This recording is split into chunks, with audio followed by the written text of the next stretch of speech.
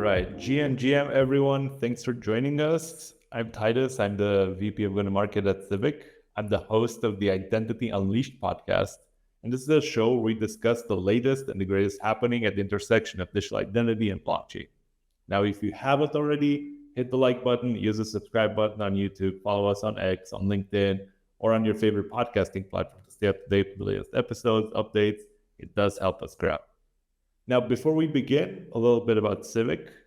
We're a digital identity platform that provides builders with on-chain tools to prevent bot attacks, Sybil attacks, and to enforce identity-related restrictions. Think of us as an on-chain gating solution.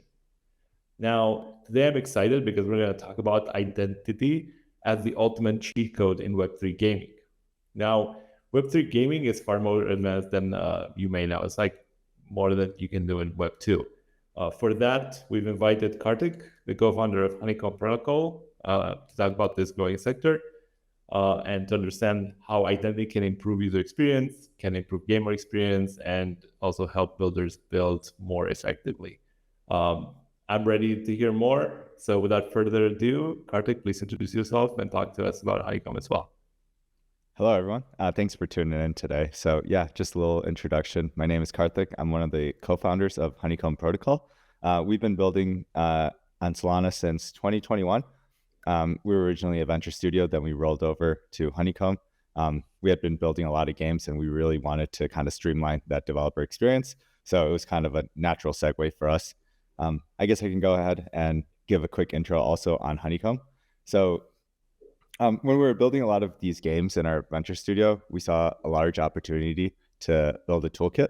So our toolkit does two things really well. One, it reduces the development complexity. So as we know, we have this saying on Solana, it's like chewing glass, right? We have this streamlined approach where we have everything under a single client and an SDK that has a bunch of game primitives that can be easily integrated with just a few lines of code. Then the next really main feature of Honeycomb is that it's the first protocol fully built using state compression. People always ask, what is state compression?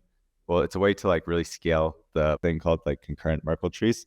And that just offloads data to a data layer, and then we store a hash on chain. Very cool, very cool. But for those of us who are not deep in the gaming space, and especially in the builder side, what's a gaming primitive?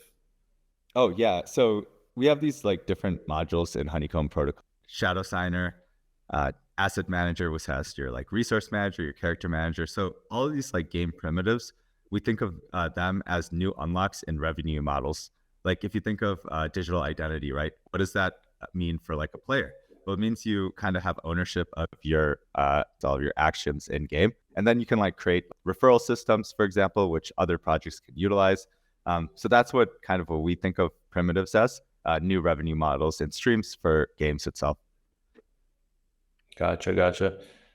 So, I think zooming back out a little bit, what does the gaming landscape look like in Web3? What are your views on that? What are people building right now? What are main challenges? What are the exciting things? Yeah, so it's very young, but it's growing pretty rapidly. So right now on Solana, only around 3 to 5% of the transactions on chain are gaming related, which is really, really low, right? But we think that's going to change where 95% of the transactions are going to be gaming related. And one of the main reasons that we believe this is there's a lot of unlocks that are happening on SVM under the hood, like token extensions, state compression that we're using, blinks and actions, and then also version transactions. And all of these network enhancements kind of get us closer to being able to really build and deploy production code that is useful for mainstream adoption. And then probably the main challenge is on the adoption side. So there's a lot of FUD and misconceptions and really lack of education on Web3 around asset ownership, what is governance, right? So that's one of the big challenges. And then also the UX as well. So one of our co-founders, JP, he's really big on abstracting away the Web3, right? And Shadow Signer is one of the things that we have in our toolkit as a primitive, and that just allows you to fully auto-sign all the transactions. so that the Web3 player doesn't like ever need to know that it's on Web3. Yeah, I mean, that's one of the biggest kind of hurdles that we see in general in terms of adoption across the board, not just in gaming, but like in any kind of end user focused app. It's just like there's a portion of people just don't want to deal with the complexities of having to hold a private key and like understand the concept of a wallet and like go through all the details of that. In the same way, like I don't need to know the details of OAuth or OIDC or SSO or whatever it is when somebody's creating an account for me for a game that I'm playing, like for example on Battle.net on Diablo. Like why do I need to know like all the details of creating that? I just need to sign in with my preferred method and the platform deals with that on their end. So I mean that segues well into the other question that I had for you in terms of like how does like the Web3 space compare to the Web2 gaming space, and like what is the work that we need to do in this space to help builders build better, like beyond just the kind of abstraction part that we talked about? Yeah. I mean, like the big comparison between Web 2 and Web 3, I think, is really like the size of the market. So the average gamer right now in Web 2 is 36 years old. Like these existing revenue models that have been around for a while are really not doing so well. And this really like primes up that industry, right, for some disruption. So we see like ownership of digital assets and royalties as these kind of new revenue unlocks when compared to like microtransactions and like subscriptions, right, that are existing. So that's kind of the big difference that we see between Web 2 and Web 3. The people have been in the space for a while. Like we've seen this kind of play out through cycles where people just go and farm the hell out of the game as much as they can, and then like dump on the other end and then move on to the next one. And sometimes they make use of bots, sometimes they make use of fake accounts, and all that fun is taken out of the game for people who actually want to play it for the game's sake, not for the farming. Yeah. And if you look at like pay to play games, like once free to play came out, like nobody wanted to pay to play. It was like if there's no free element to it, it's like I'm not going to play it. So the consumer gets a little bit more smarter, right? That's now happening to tap turns. We had like hamster combat, right? Everyone was expecting this like massive airdrop, and then everyone was extremely underwhelmed. What happens to the consumer? Well, now the second time someone does like a fork of hamster combat, do you think it's going to do well? No, the consumer now has changed, right? So then the studio has to go back and think of a new way, a new kind of evolution of that. And then slowly we creep up to something that is like, okay, this is the giant unlock. This makes a lot of sense. It's good for the studio. It's good for the publisher. It's good for the player as well, right?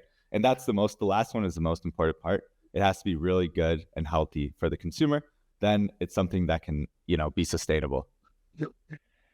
Yeah, and I think the gaming space is like if you think startups are like volatile and like things are moving very fast, gaming for me at least, like it looks like a place on steroids for that perspective, like 10x or 100x the variability and like the turnover of like successful versus like not successful games, like it's pretty fast. Because from your perspective, what should game builders focus on now? What is like the opportunity space? Yeah, I think it's like my response is gonna be pretty simple. A lot of people ask me like what makes a really good Web3 game, and I think it just goes back to like really good Web2 fundamentals, like making a really good player experience, making it really engaging, having very like innovative game mechanics, like we saw like with Augur.io or like Flappy Birds, right, or Tetris, back in the OG games. And then nowadays, this is more recent, but being cross-platform or being completely mobile first, especially for like the APAC market, that I think is very important for distribution, especially if you're like in the hyper casual game. So the Web2 game fundamentals have to be very sound. Then I see Web3 as like enhancement. So like now you have like this ownership of assets, right? All the digital goods can be yours now. Like you can actually grind for something that has value, right? And you own that value. And then creating like the sustainable economy with something like a token, right? That has also value, right? And then having some sort of governance where you have a say in what the direction of the game goes, so that like, a character doesn't just get randomly nerfed one day and then you have to create Ethereum because you're pissed off. So yeah, so I see Web3 as like an enhancement. on top of like good Web2 fundamentals. Yeah, and I'm think with all that power, right, sometimes like comes more responsibility and like more need for assurance in the ecosystem. I feel like the more involvement the player has in like how the game is shaped or the community is shaped, I feel like you need some level of identity. So this is, I Yeah. think, coming to kind of the topic of the day. Like, tell the audience more about like how you guys are partnering with Civic. Like, what was the rationale behind that? Why bring identity into the gaming space and Yeah. put it in front of builders to easily integrate it? Yeah, so I mean, yeah, we're natively integrating Civic to really just do three things. Mainly, it's gameplay, security, and player trust. And this is like the fundamentals of what Civic really offers, right? And so we're going to be offering reference implementations so that you can easily fork these and implement them into your game. We'll have them in all the different game engines like Unity, Unreal, Godot, and then as well as like developer guides so that you can easily integrate them directly into your game as well. Yeah. So what are kind of the main problems that you think are like easy to solve with this kind of implementation? What are we trying to fix here? Yeah. So like using Civic, you mean, Titus? Yeah, yeah, yeah. Yeah. Right. Yeah, I think like you can so Civic essentially offers like identity verification, right? And I think using it in games, there's like a few ways you can leverage this. So one is like being able to verify your players themselves so that you have like less bots and be able to like improve trust within like certain game mechanics, like maybe when you're executing a trade, right? Or maybe there's some sort of like competitive gameplay, right? With a wager on it, on top of it, right? And then that kind of leads like into the community and ecosystem components, like having some sort of reputation system that's available. And these social features like could enhance like your player safety, right? And the environment that you're in, especially with like metaverse and all that. So that could just like reduce fraud in general overall. And then probably the most important part is compliance and regulation. So most regions have a lot of age restrictions and the amount of time you can play. Like people don't know this, but in Asia specifically, like there's a lot of countries which, if you're under a certain age, that you cannot play a game within. You have to essentially stop playing, right? Within when you hit a certain time limit, and the rules are very strict, right? So yeah, having compliance and regulation, I think, is huge. And I think that's a really important point that you touched upon at the very end of that. It's like the importance of understanding the landscape. Regulations are not just for fintech or for DeFi or for like all these like RWAs, but also gaming is regulated depending on the geography and like content distribution as well. So really important to know who your audience is, who your players are, and what restrictions you need to put in place based on the geography that they're in. So super important for that. I think the other piece that I think is important here is like for people who are building these games, like what we want, and I think both us and Honeycomb, I think we want the same thing. Like we want the builders to focus on what they know best in terms of like building the game mechanics and building kind of the game itself, and less about like this whole infrastructure requirement to become either compliant or functional or both. Because I feel like our collaboration touches on both from that perspective, and being able to drop in a few lines of code and being able to like go live with a certain feature that otherwise would have taken you like weeks or months to develop on your own. And yeah, you can build these stuff probably from scratch if you want to, but it'll delay the game launch by, I don't know, a year, let's say. So in such a dynamic environment, it gives you an advantage to use kind of these modular solutions. And the more we can integrate other pieces of the puzzle and give you kind of a playing board that's more complete, the easier it would be for builders to construct that. Yep. Yeah, I completely agree. Yeah, I mean, I'm super excited about like seeing more of this in the space. Like I feel like every time I start playing a game and I see like a leaderboard that's populated with these insane numbers, and I'm like, how many hours does this human being spend on this game? Like that's not really realistic for somebody to have without any kind of cheat codes or some sort of like bot farm.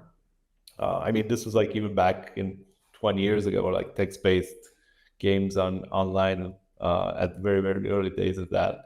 Um, People were farming the hell out of the games even then without any monetary gain, just to be on top of the leaderboard. So I think from that perspective, like our our our goal is to like educate developers to think about like how do I bring this fairness aspect to the game and enable people to like fully enjoy that experience versus like sure there's a level of bot activity that is healthy for a game at the beginning, especially like if it's boring to play without many players. It's like the chicken and egg cold start problem, all that fun stuff. But after a while, like if somebody did like figures out how to like essentially create a more efficient bot network, then it kind of ruins the game for everybody else. Yeah, yeah, 100%. It is also like interesting. It's going to be interesting to see how it gets implemented too, because I think in Web3, there's going to be some unlocks where botting is incentivized. Like you look at like OR, for example, if you thought of OR as a game, you mine, the more ore you get, right? But what if you only want to limit it to one person botting, right? Like you can bot, right? It's totally fine. But I just want like one person, one unique person botting, right? Yeah, it'll be really cool just to see kind of how, identity verification gets integrated with gameplay, especially in like these like new evolving industry, right? Yeah, and I think there's like going to be levels of verification. Like to your point, like there's a uniqueness component to it, or there'd be like just a liveness component to it. And then I think what's important for like also the players, but also the builders, like how do we protect the privacy of the user, even though we're doing these checks? Like we need to make it in a privacy preserving way, and that's what we do at Civic. Like we're very focused on user privacy. We don't store unnecessary data. If anything's stored, it's encrypted, it's anonymized from that perspective. So I think that's something that's critical. And then only ask for like, for example, government ID documents if you need to, for example, regulate the number of hours somebody needs to play based on their age. And then yeah, also for maybe rewards distribution that are monetary value attached to them. So I think that's kind of something to keep in mind as people are building in the space. Yeah, completely agree. Cool. So kind of switching gears a little bit. What's next for Honeycomb? What things are you guys excited about? So our mainnet is stable now, and we're just preparing our reference implementations to start releasing out here soon. We're going to have a game called Soul Patrol that is going to be fully open source, built on Honeycomb that you can just fork, and then a bunch of like little mini game snippets as well. So that's one thing. And then the other is we're doing a lot of activations in Southeast Asia, a lot of grassroots efforts to try to educate a lot of game studios, publishers, and university students on what are the benefits of Web3 gaming. So recently, we just opened up this Solana Super Game Jam out here in Vietnam and Japan. So we're running it in 4 major cities. It's going to be in Ho Chi Minh, Hanoi, Da Nang, and Tokyo. Essentially, the goal is to bring as many games as possible here in the next 6 weeks over to Solana. So it's a 6-week program where the first 2 weeks is education based. So we're going to have this course that starts from like Web3 fundamentals, game fundamentals, go to market support, how to get distribution, how to make a game sticky and fun. So the full 0 to 100. Then, we're going to have a demo day and a pitch day.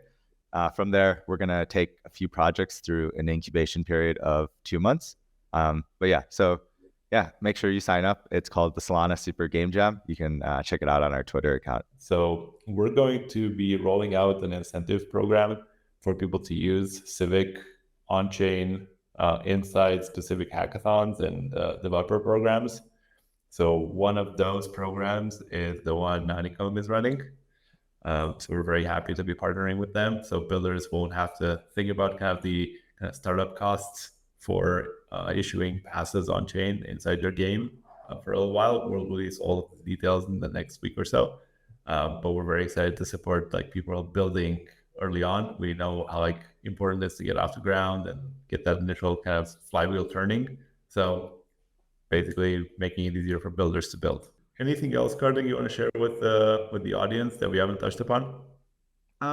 Just don't be scared to go out there and try new things, have fun, break some stuff. Like people might be upset this cycle if, something happens, but I mean, just remember last cycle, like every single push that we had, we got closer to some big unlock. It might have been staking, it might have been, quest missions, maybe the first loot box raffle, right? But it just takes a lot of experiments to get to a big unlock. So don't be scared to go and try new things. Yeah, especially now that the tools are kind of right there available. You have to build your own tools beforehand, which would have been the case in the past. I think that's an important piece. Like I think, especially like in Web3, everything being so new, people are just not aware of the amount of tooling that is being built right now and is becoming available. I think early on, like you just have to like basically install the CLI and figure it out on your own, which wasn't a really good experience. All right, last but not least, where should people connect with Honeycomb? Like, what's the best place to keep in touch with you guys? Yeah, our website is honeycombprotocol.com. And on the website, you'll find 3 links. There's the documentation, the Twitter, and the Discord. The Discord is the best place to go and ask any developer questions you have. And then to stay updated on the latest news and announcements, go follow us on Twitter. Awesome. So we did the plug. Thank you so much for joining us on the pod. We have some exciting stuff coming up in the next couple of weeks. Lots of work to do towards the end of the year. It's like a big push to close out the year in style. So thank you, Karthik, for coming on the pod. And then, guys, once again, if you haven't subscribed or liked our podcast on YouTube or on X, on LinkedIn, or the podcasting platform, please do. Helps us grow it. And also check out civic.com to learn more about what we do. We just released a new, like, super streamlined version of our developer docs to help everyone kind of get onboarded really quickly. There's a flavor of that also at the Honeycomb docs as well. There's like an example there too. Check those out, ask questions, reach out. We're active on all the social media platforms, like on X, on Discord, LinkedIn. We're there to help you essentially build a better game. So yeah, without further ado, thank you so much and have a great rest of your day. Great. Thank you so much, Titus. Thank you.